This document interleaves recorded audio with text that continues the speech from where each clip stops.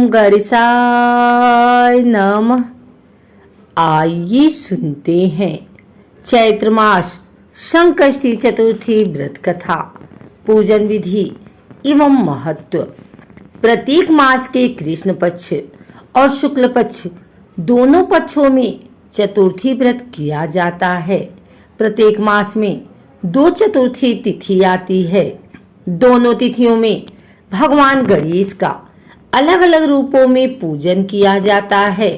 चैत्र कृष्ण पक्ष की चतुर्थी तिथि को भगवान गणेश के विकट नाम रूप का पूजन किया जाता है।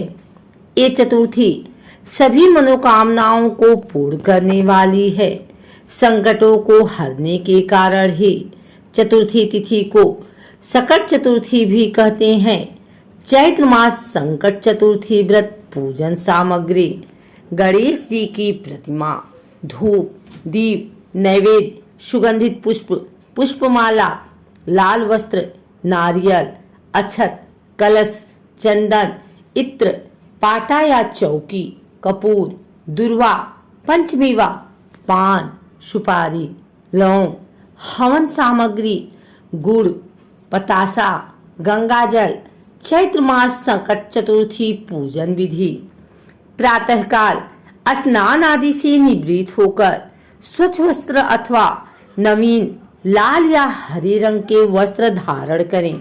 श्री संकटनाशक गणेश जी का विधि पूर्वक धूप, दीप, नैवेद्य, अक्षत, पुष्प, इत्र, कपूर से पूजन करें। मन, कर्म, वचन को शुद्ध कर दुर्वा हाथ में लेकर विधि पूर्वक मंत्रोच्चार करते हुए भगवान गणेश का ध्यान करें। कलश में साबुत धनिया, हल्दी, जल, गंगा जल मिलाकर कलश भरें। कलश का मुंह लाल कपड़ा से बांध दें। गणेश जी का विधि पूर्वक सभी सामग्री से विधि पूर्वक पूजन करें। वस्त्र, नैवेद्य अर्पित करें। धूप दीप से आरती करें। नैवेद्य समर्पित करें। परिवार सहित कथा सुने। पूजन सामग्री ब्राह्मण को दान करें। आप स्वयं भी पंचामृत का प्रसाद ग्रहण करें। विकट गणेश संकट चतुर्थी व्रत कथा। एक समय माता पार्वती तथा श्री गणेश जी महाराज विराजमान थे। तब मां पार्वती ने गणेश चतुर्थी व्रत का महात्म्य गणेश जी से पूछा। हे पुत्र, चैत्र कृष्ण पक्ष में तुम्हारे विकट चतुर्थी को तुम्हारी पूजा कैसे करनी चाहिए? सभी 12 महीनों की चतुर्थी तिथि के तुम अधिष्ठाता हो। कली काल में इस व्रत की क्या महिमा है, यह मुझसे कहो। इसका क्या विधान है? तब गणेश जी ने कहा कि ये सभी के मन की बात को जानने वाली माता आप अंतर्यामी हैं। आप सर्वज्ञाता हैं। परंतु मैं आपके आदेश से इस व्रत की महिमा को बतलाता हूँ।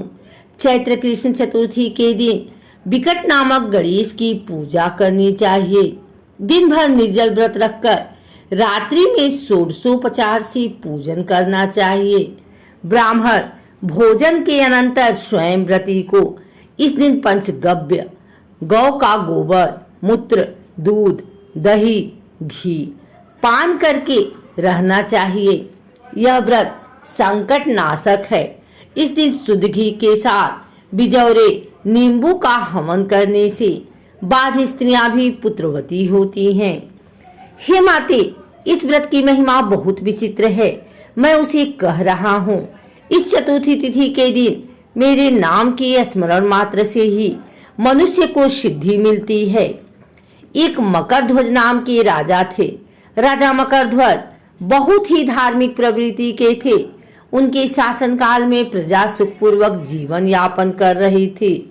राजा सदैव अपनी प्रजा का अपनी संतान की भांति पालन पोषण करते थे।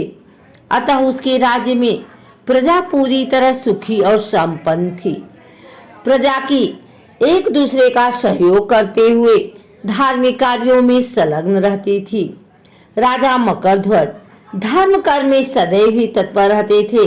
राजा पर मुनि एकलव्य का बड़ा स्नेह था।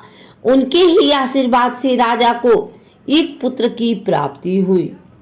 राजा के अधिकतर कार्यभार उनका एक विश्वास पात्र मंत्री चलाता था। मंत्री का नाम धर्मपाल था। धर्मपाल के 5 पुत्र थे। सभी पुत्रों का विवाह हो चुका था। सबसे छोटे बेटे की बहू गणेश जी की भक्त थी और उनका पूजन किया करती थी। वह 12 महीनों के चतुर्थी व्रत किया करती थी। परंतु धर्मपाल की पत्नी नास्तिक थी। उसे धार्मिक कार्यों में जरा भी रुचि नहीं थी। उसको बहू की गणेश भक्ति जरा भी अच्छी नहीं लगती थी। वह सदैव बहू की आराधना से भयभीत रहती थी। सास ने बहू द्वारा गणेश पूजन को बंद कर देने के लिए अनेक उपाय किए, पर कोई उपाय सफल नहीं हुआ। बहू को भगवान गणेश जी पर पूरी श्रद्धा एवं विश्वास था, अतः वह विश्वास के साथ उनकी पूजा करती थी। गणेश जी भगवान बड़े विचित्र हैं। उन्होंने अपने भक्त के दुख को दूर करने के लिए सास को सबक सिखाने की सोचा। गणेश जी भगवान ने सोचा कि यदि मैंने इसका कष्ट दूर नहीं किया तो इस संसार में मुझे कौन मानेगा। गणेश जी भगवान ने अपनी लीला से राजा के पुत्र को गायब कर दिया। फिर क्या था, सारी नगरी में हाहाकार मच गया। राजा के बेटे को गायब करने का संदेह सास पर सभी को संदेह होने लगा। सास व्याकुल होकर विलाप करने लगी।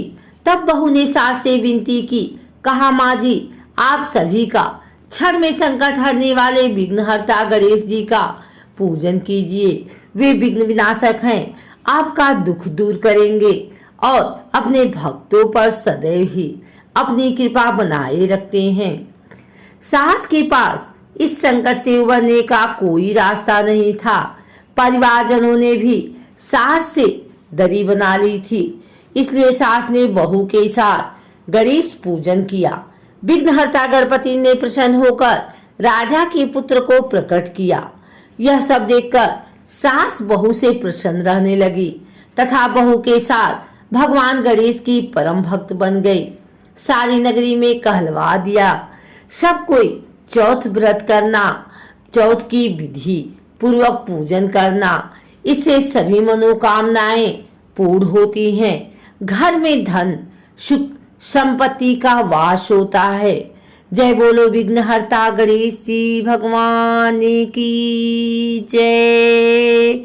उमापति महादेव की जय।